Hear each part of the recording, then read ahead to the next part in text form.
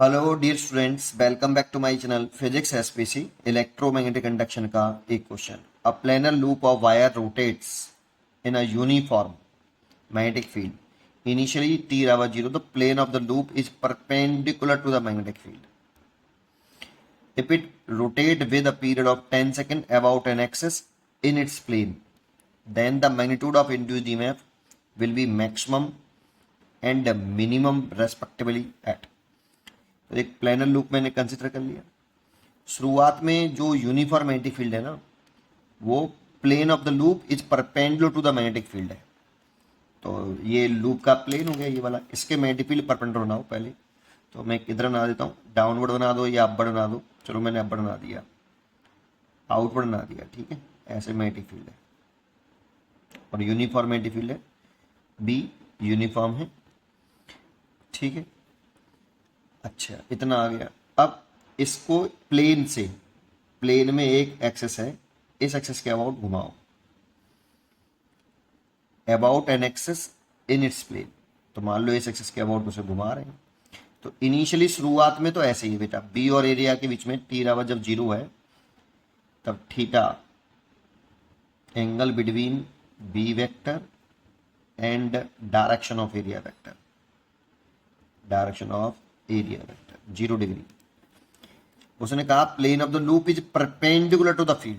Plane जो circular loop का जो प्लेन है, इस स्क्वायर लूप का जो प्लेन है, उसके परपेंडिकुलर मैग्नेटिक फील्ड।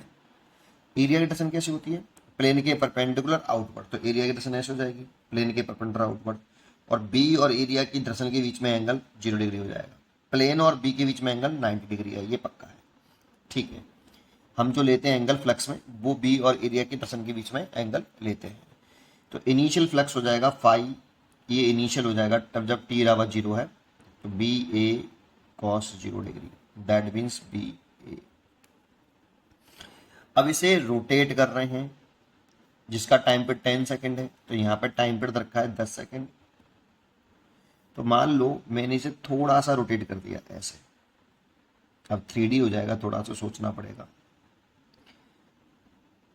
ऐसे मैंने इसे रोटेट कर दिया, थीटा एंगल से रोटेट किया बेटा।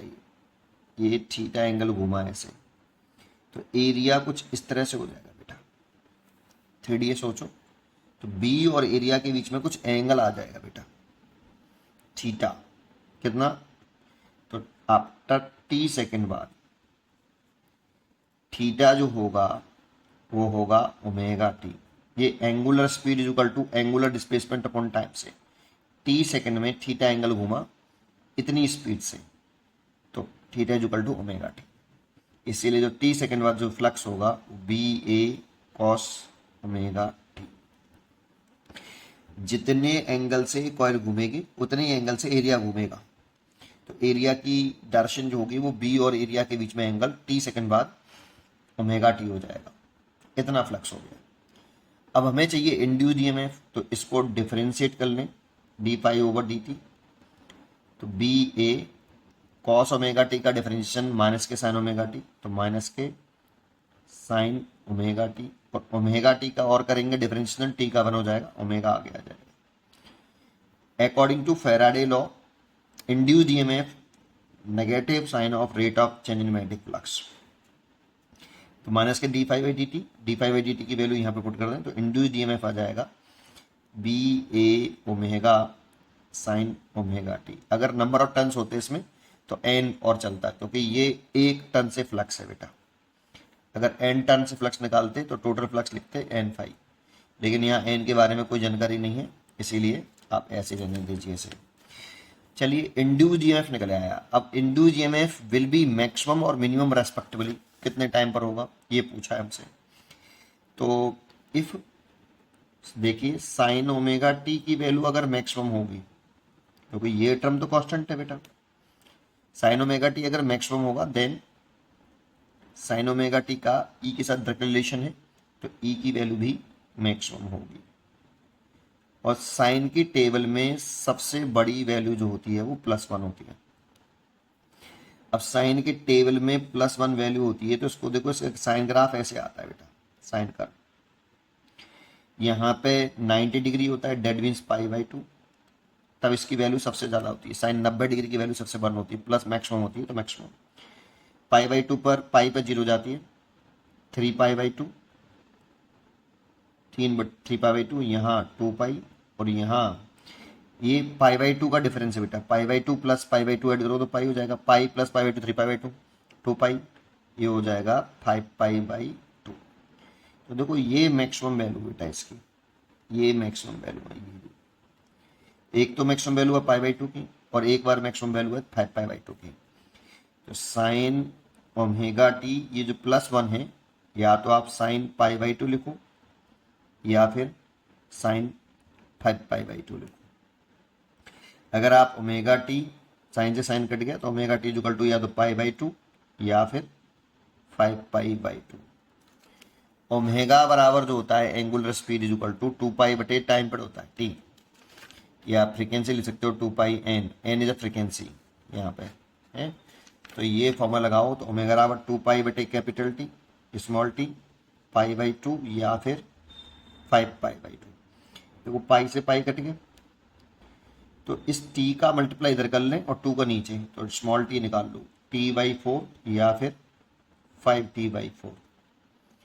टी के लिए इधर रखिए हमें 10 सेकेंड, तो समय आ गया t इक्वल टू 10/4 या फिर 5/10/4। देखो ये 5 बार और ये 2 बार, दैट मीन्स 2.5 आ गया, और 2.5 इंटू 5, तो 2.5 इंटू 5 करें तो 5 × 25 और 10 और 12, तो 12.5 इतने सेकंड या फिर इतने सेकंड पर ईएमएफ मैक्सिमम होगा।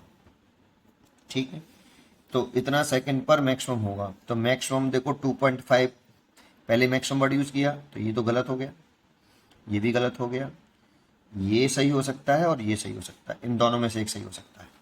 मिनिमम देखते हैं, मिनिमम वैल्यू कैसे निकालें। तो देखो साइन की टेबल में इफ सबसे छोटी वैल्यू साइन की वो 0 होती है, और देन ई की वैल्यू कैसे हो जाएगी, मिनिमम हो जाएगी, इंड्यूस्ड ईएमएफ मिनिमम हो जाएगा।